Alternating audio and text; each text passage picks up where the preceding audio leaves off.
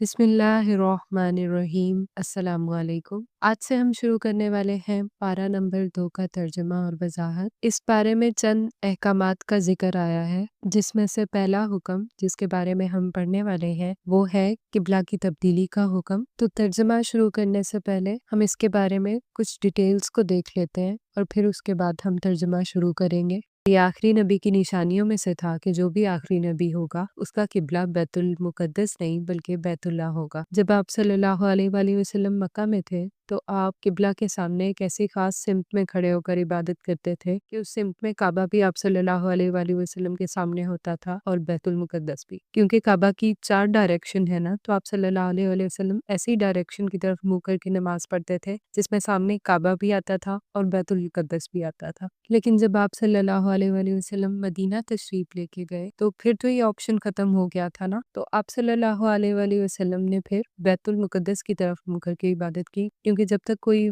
वही नहीं आती थी तो आप सल्लल्लाहु अलैहि वसल्लम पिछले अंबिया की पैरवी करते थे और आप सल्लल्लाहु अलैहि वसल्लम से पहले जो अंबिया थे उनका किबला बैतुल मुकद्दस था। तो आप सल्लल्लाहु अलैहि वसल्लम ने फिर बैतुल मुकद्दस की तरफ मुंह करके नमाज पढ़ी। लेकिन क्योंकि आप सल्लल्लाहु अलैहि वसल्लम की ये ख्वाहिश थी कि आप सल्लल्लाहु अलैहि वसल्लम बैतुल्लाह की तरफ मुंह करके नमाज पढ़ें, तो आप सल्लल्लाहु अलैहि वसल्लम नमाज पढ़ते हुए अल्लाह ताला से दुआ करते थे। तो आयत नंबर 144 में आता है कि हम आपके चेहरे का बार बार आसमान की तरफ पलटना देख रहे हैं, तो यकीनन हम आपको लाजमन उस किबले की तरफ फेर देंगे जिसे आप पसंद करते हैं। तो ये 2 हिजरी का वाक़या है कि आप सल्लल्लाहु अलैहि वसल्लम ज़ोहर की नमाज अदा कर रहे थे, तो नमाज के दौरान ही ये हुक्म नाजिल हुआ। तो क्योंकि ये अल्लाह ताला की तरफ से हुक्म था तो बिला ताख़ीर आप सल्लल्लाहु अलैहि वसल्लम ने अपना चेहरा बैतुल मुकद्दस से बैतुल्लाह की तरफ कर लिया और आपके पीछे जितने भी सहाबा कराम और जो लोग भी नमाज पढ़ रहे थे उन्होंने भी अपना चेहरा बैतुल मुकद्दस से बैतुल्लाह की तरफ कर लिया। तो ये बात आप सल्लल्लाहु अलैहि वसल्लम की पैरवी करने वालों के लिए यकीनन बहुत बड़ी आजमाइश थी, क्योंकि वो लोग पहले बैतुल मुकद्दस की तरफ मुंह करके नमाज पढ़ रहे थे और फिर नमाज में ही सिमत का बदल दिया जाना तो उनके लिए आजमाइश थी कि वो अपने ईमान के दावे में कितने सच्चे हैं और वो आप सल्लल्लाहु अलैहि वसल्लम की कितनी पैरवी करते हैं। वो लोग जिनका ईमान सच्चा था और जो आप सल्लल्लाहु अलैहि वसल्लम के सच्चे पैरोकार थे, उन्होंने आप सल्लल्लाहु अलैहि वसल्लम का इत्तबा किया, यानी आपकी पैरवी की। और वो लोग जो इस्लाम के बारे में शक व शुबाहत में थे या जिनका ईमान इतना मजबूत नहीं था या जो झूठे ईमान के दावे करते थे, उन लोगों की आजमाइश हो गई और वो लोग सामने आ गए। वो लोग जिन्होंने इस्लाम को कबूल नहीं किया, इस्लाम की मुखालफत की, तो वो लोग किबला की तब्दीली पर उज़र निकालने लगे, उसमें आर्गुमेंट्स करने लगे। तो आयत नंबर 142 में इन्हीं लोगों का जिक्र है। जल्द ही लोगों में से बेवकूफ कहेंगे कि इन्हें किस चीज ने इनके इस किबला से फेर दिया जिस पर वो थे।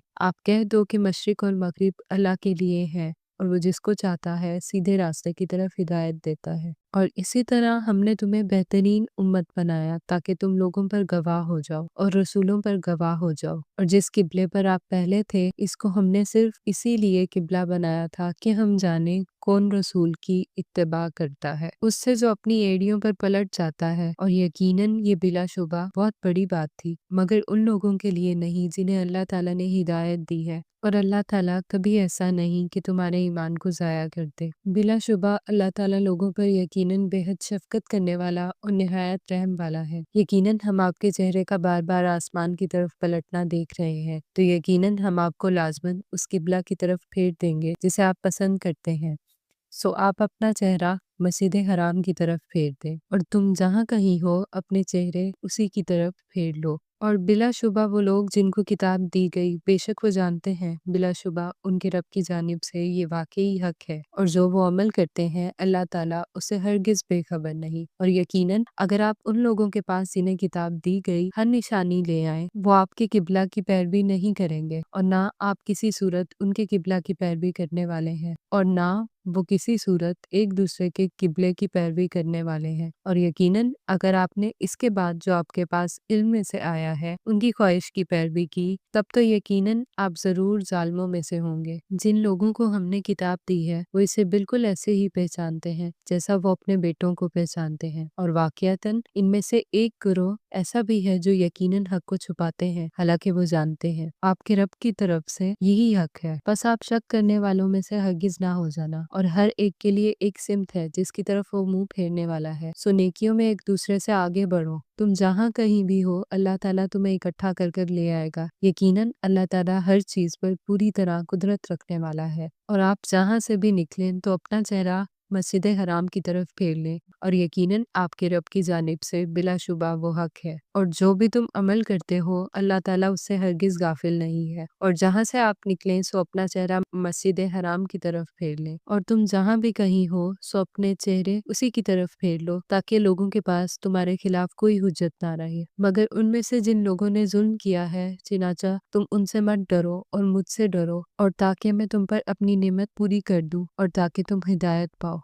اس آیت میں اللہ تعالیٰ مسلمانوں کو یہ حکم دے رہے ہیں کہ تم جہاں کہیں بھی ہو، چاہے تم مکہ میں ہو چاہے تم مدینہ میں ہو، تم سب اپنے چہرے مسجد حرام کی طرف پھیرو، تاکہ لوگوں کے پاس تمہارے خلاف کوئی حجت نہ رہے۔ اور اگر قبلہ کی تبدیلی کے حکم پہ عمل کرنے سے اگر کوئی تمہاری مخالفت کرتا ہے یا تمہیں کوئی ایسی بات کہتا ہے جو تم پسند نہیں کرتے اور اس سے تمہیں کوئی تکلیف ہوتی ہے، یا پھر لوگ تمہیں ڈراتے ہیں، تو تم ان کی مخالفت سے نہ ڈرو، بلکہ اللہ تعالیٰ فرما رہے ہیں کہ مجھ سے ڈرو تاکہ میں تم پر اپنی نعمت پوری کروں، تاکہ میں تمہیں ہدایت یافتہ بناؤں۔ کیونکہ جب ہم لوگوں کی مخالفت سے ڈر کے کوئی نیک کام نہیں کرتے تو پھر ہم ہدایت نہیں پا سکتے، بلکہ ہم گمراہ ہو جاتے ہیں۔ جیسا کہ ہم نے تمہارے درمیان تم ہی میں سے ایک رسول بھیجا ہے، وہ تم پر ہماری آیات تلاوت کرتا ہے اور تمہیں پاک کرتا ہے اور تمہیں کتاب و حکمت کی تعلیم دیتا ہے اور تمہیں وہ کچھ سکھاتا ہے جو تم نہیں جانتے تھے، لہٰذا تم مجھے یاد رکھو، میں تمہیں یاد رکھوں گا، میرا شکر ادا کرو اور میری نافرمانی مت کرو۔ اے ایمان والو، صبر اور نماز کے ساتھ مدد طلب کرو، یقیناً اللہ تعالیٰ صبر کرنے والوں کے ساتھ ہے۔ اور جو اللہ کی راہ میں مارے جائیں تم انہیں مردہ نہ کہو، بلکہ وہ زندہ ہے لیکن تم شعور نہیں رکھتے۔ یقیناً ہم تمہیں خوف اور بھوک سے، مالوں سے، جانوں سے، پھلوں کے نقصان میں سے کسی نہ کسی چیز سے ضرور آزمائیں گے، اور صبر کرنے والوں کو آپ خوشخبری دے دیں۔ وہ لوگ کہ جب کوئی مصیبت ان پر آتی ہے تو وہ کہتے ہیں بے شک ہم اللہ تعالیٰ کے لیے ہیں اور بے شک ہم اسی کی جانب لوٹنے والے ہیں۔ یہی لوگ ہیں جن پر ان کے رب کی طرف سے کئی مہربانیاں اور بڑی رحمت ہے، اور یہی لوگ ہدایت پانے والے ہیں۔ یہاں پہ اللہ تعالیٰ فرما رہے ہیں کہ اگر تم مومن ہو، اگر تم ایمان والے ہو تو تمہاری آزمائش بھی ہوگی، یہ جاننے کے لیے کہ تم اپنے ایمان کے دعوے میں کتنے سچے ہو۔ تو اللہ تعالیٰ فرما رہے ہیں ہم تمہیں آزمائیں گے بھوک سے، مالوں سے، جانوں سے اور پھلوں کے نقصان سے، اور خوشخبری ان لوگوں کے لیے ہے جو لوگ ان ساری آزمائشوں سے گزر جائیں اور پھر بھی صبر کریں۔ تو کامیاب وہ انسان ہے جو ان تمام تر مشکلات کا سامنا صبر کے ساتھ کرے، اور ان لوگوں کا مشکلات پر رویہ یہ ہو کہ جو بھی ہے ہمارے پاس وہ سب اللہ کی طرف سے ہے، اگر وہ چلا گیا تو اللہ تعالیٰ نے دیا تھا اور اسے لے بھی اللہ تعالیٰ نے لیا، اور بے شک ہم نے بھی واپس اللہ تعالیٰ ہی کے پاس جانا ہے۔ تو اگر ہم ایسا سوچیں تو دنیا کے لیے جتنی بھی محبت ہے وہ ہمارے دل میں نہ رہے، بلکہ ہمیں کسی بھی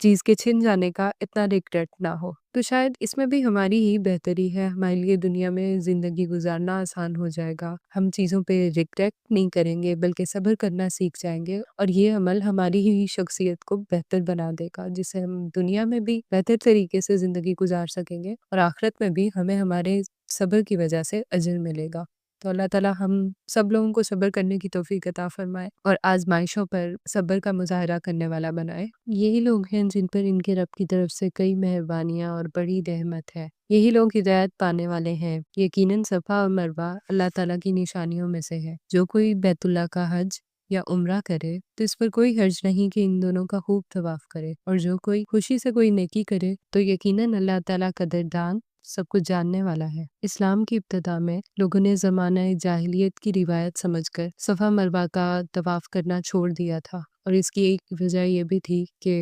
مشرکین مکہ نے صفا اور مروہ پہ دو الگ الگ بت رکھ دیے تھے، تو مسلمان صفا مروہ کا طواف نہیں کرتے تھے۔ تو یہاں پہ اللہ تعالیٰ فرما رہے ہیں کہ صفا اور مروہ دونوں اللہ تعالیٰ کی نشانیوں میں سے ایک ہے، تو جو کوئی بھی مسلمان عمرہ یا حج کرے تو اس پر کوئی حرج نہیں کہ اگر وہ اس کا طواف کرتا ہے تو۔ بے شک جو لوگ واضح دلیل اور ہدایت کو چھپاتے ہیں جس کو ہم نے نازل کیا ہے، اس کے بعد کہ ہم نے اس کو لوگوں کے لیے کتاب میں کھول کر بیان کر دیا ہے، وہی لوگ ہیں جن پر اللہ تعالیٰ لعنت کرتا ہے اور تمام لعنت کرنے والے بھی ان پر لعنت کرتے ہیں۔ مگر جن لوگوں نے توبہ کی اور اصلاح کر لی اور کھول کر بیان کر دیا، تو یہی لوگ ہیں جن کی توبہ میں قبول کرتا ہوں، اور میں ہی بہت توبہ قبول کرنے والا نہایت رحم والا ہوں۔ یقیناً جن لوگوں نے کفر کیا اور مر گئے اس حال میں کہ وہ کفر کرتے تھے، وہی لوگ ہیں جن پر اللہ تعالیٰ کی، فرشتوں کی اور تمام لوگوں کی لعنت ہے۔ اس میں ہمیشہ رہنے والے ہیں، یعنی جہنم میں ہمیشہ رہنے والے ہیں۔ نہ ان سے عذاب ہلکا کیا جائے گا اور نہ وہ مہلت دیے جائیں گے، اور تمہارا معبود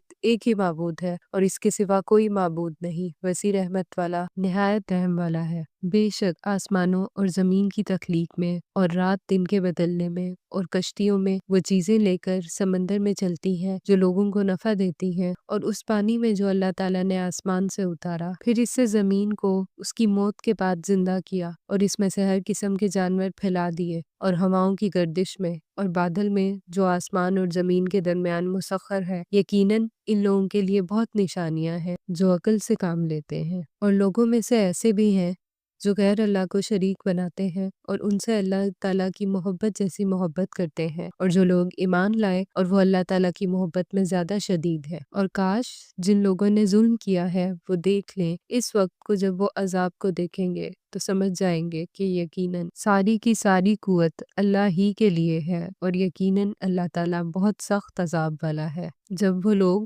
جن کی پیروی کی گئی تھی ان لوگوں سے بالکل بے تعلق ہو جائیں گے جنہوں نے پیروی کی، اور وہ عذاب کو دیکھ لیں گے تو ان کے آپس کے تعلقات بالکل ٹوٹ جائیں گے، اور جن لوگوں نے پیروی کی تھی کہیں گے کاش ہمارے لیے ایک بار دوبارہ جانا ہو تو ہم بھی ان سے بالکل بے تعلق ہو جائیں جیسے وہ ہم سے بالکل بے تعلق ہو گئے۔ اس طرح انہیں اللہ تعالیٰ ان کے اعمال ان پر حسرتیں بنا کر دکھائے گا، اور وہ جہنم کی آگ سے کسی صورت نکلنے والے نہیں۔ اے لوگو اس میں سے کھاؤ جو زمین میں ہے، حلال اور پاکیزہ، اور تم شیطان کے قدموں کی پیروی مت کرو، یقیناً وہ تمہارا کھلا دشمن ہے۔ وہ تمہیں برائی اور بے حیائی کا حکم دیتا ہے، اور یہ کہ تم اللہ تعالیٰ پر ایسی بات کرو جو تم نہیں جانتے، اور جب ان سے کہا جاتا ہے کہ اس کی پیروی کرو جو اللہ تعالیٰ نے اتارا ہے، تو وہ کہتے ہیں بلکہ ہم تو اس کی پیروی کریں گے جس پر ہم نے اپنے باپ دادا کو پایا ہے۔ کیا اگرچہ ان کے باپ دادا تھوڑی سی عقل بھی نہ رکھتے ہوں اور نہ ہی وہ ہدایت پاتے ہوں۔ اور کافروں کی مثال اس شخص کی مثال جیسی ہے جو ان جانوروں کو پکارتا ہے جو پکار اور آواز کے سوا کچھ نہیں سنتے، وہ بہرے ہیں، گونگے ہیں، اندھے ہیں، سو وہ نہیں سمجھتے۔ اے لوگو جو ایمان لائے ہو، پاکیزہ چیزوں میں سے کھاؤ جو ہم نے تمہیں عطا کی ہیں، اور اللہ کا شکر ادا کرو اگر تم صرف اسی کی عبادت کرتے ہو۔ یقیناً اللہ تعالیٰ نے تم پر حرام کر رکھا ہے مردار اور خون اور خنزیر کے گوشت کو، اور جس پر غیر اللہ کا نام پکارا۔ پھر جو شخص مجبور کر دیا جائے اس حال میں کہ نہ وہ بغاوت کرنے والا ہو نہ وہ حد سے بڑھنے والا ہو، تو اس پر کوئی گناہ نہیں۔ یقیناً اللہ تعالیٰ بے حد بخشنے والا نہایت رحم والا ہے۔ یقیناً وہ لوگ جو چھپاتے ہیں اس کو جو اللہ تعالیٰ نے اپنی کتاب میں نازل کیا ہے اور اس کے بدلے میں وہ تھوڑی قیمت حاصل کرتے ہیں، یہ لوگ اپنے پیٹوں میں آگ کے سوا کچھ بھی نہیں کھا رہے، اور قیامت کے دن اللہ تعالیٰ نہ ان سے بات کرے گا اور نہ ہی انہیں پاک کرے گا، ان کے لیے دردناک عذاب ہے۔ یہی لوگ ہیں جنہوں نے ہدایت کے بدلے میں گمراہی اور بخشش کے بدلے میں عذاب کو خریدا ہے۔ سو کس قدر صبر کرنے والے ہیں آگ پر۔ اس کی وجہ یہ ہے کہ اللہ تعالیٰ نے اس کتاب کو یقیناً حق کے ساتھ نازل فرمایا ہے، اور وہ لوگ جنہوں نے اس کتاب میں اختلاف کیا بلا شبہ وہ بہت دور کی مخالفت میں ہیں۔